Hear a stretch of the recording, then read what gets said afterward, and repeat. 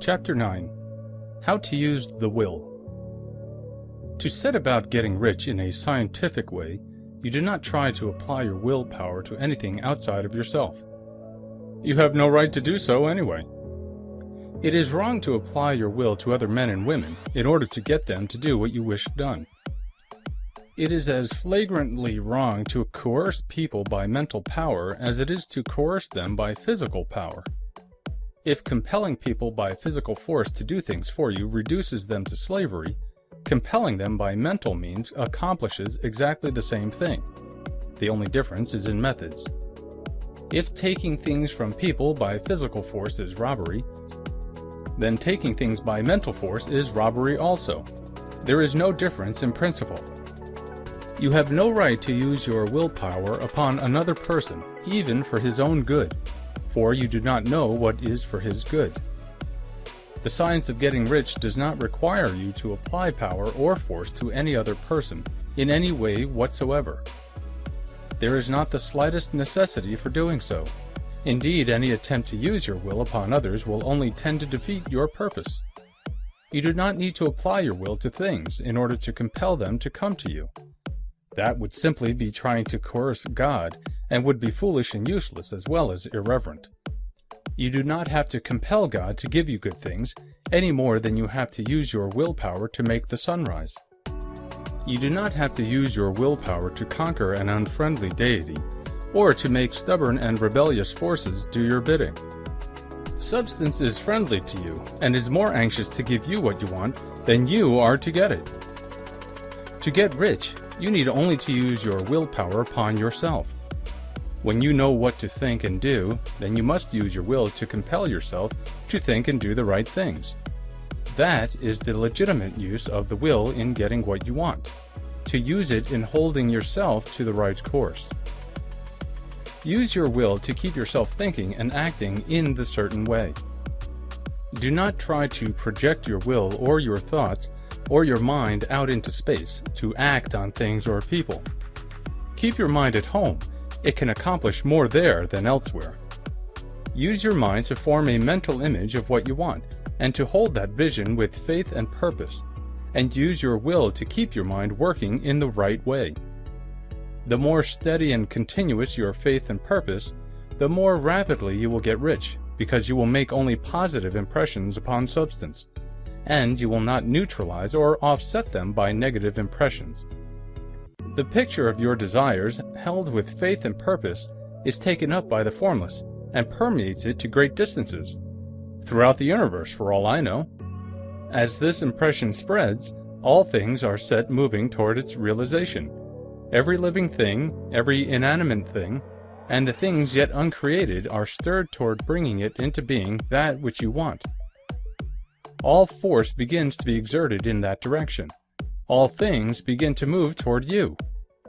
The minds of people everywhere are influenced toward doing the things necessary to the fulfilling of your desires, and they work for you, unconsciously. But you can check all this by starting a negative impression in the formless substance. Doubt or unbelief is as certain to start a movement away from you as faith and purpose are to start one toward you. It is by not understanding this that most people who try to make use of mental science in getting rich make their failure. Every hour and moments you spend in giving heed to doubts and fears, every hour you spend in worry, every hour in which your soul is possessed by unbelief, sets a current away from you in the whole domain of intelligent substance. All the promises are unto them that believe, and unto them only. Notice how insistent Jesus was upon this point of belief, and now you know the reason why. Since belief is all important, it behooves you to guard your thoughts, and as your beliefs will be shaped to a very great extent by the things you observe and think about, it is important that you should command your attention. And here the will comes into use, for it is by your will that you determine upon what things your attention shall be fixed. If you want to become rich, you must not make a study of poverty. Things are not brought into being by thinking about their opposites. Health is never to be attained by studying disease and thinking about disease. Righteousness is not to be promoted by studying sin and thinking about sin. and no one ever got rich by studying poverty and thinking about poverty. Medicine as a science of disease has increased disease. Religion as a science of sin has promoted sin, and economics as a study of poverty will fill the world with wretchedness and want. Do not talk about poverty. Do not investigate it or concern yourself with it. Never mind what its causes are, you have nothing to do with them. What concerns you is the cure. Do not spend your time in charitable work or charity movements.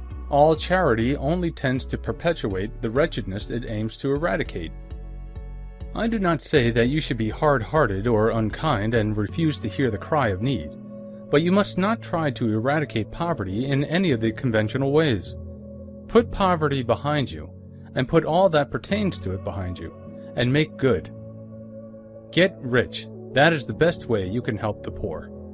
And you cannot hold the mental image which is to make you rich if you fill your mind with pictures of poverty. Do not read books or papers which give circumstantial accounts of the wretchedness of the tenement dwellers, of the horrors of child labor, and so on. Do not read anything which fills your mind with gloomy images of want and suffering. You cannot help the poor in the least by knowing about these things, and the widespread knowledge of them does not tend at all to do away with poverty. What tends to do away with poverty is not the getting of pictures of poverty into your mind, but getting pictures of wealth into the minds of the poor. You are not deserting the poor in their misery when you refuse to allow your mind to be filled with pictures of that misery. Poverty can be done away with, not by increasing the number of well-to-do people who think about poverty, but by increasing the number of poor people who purpose with faith to get rich. The poor do not need charity, they need inspiration.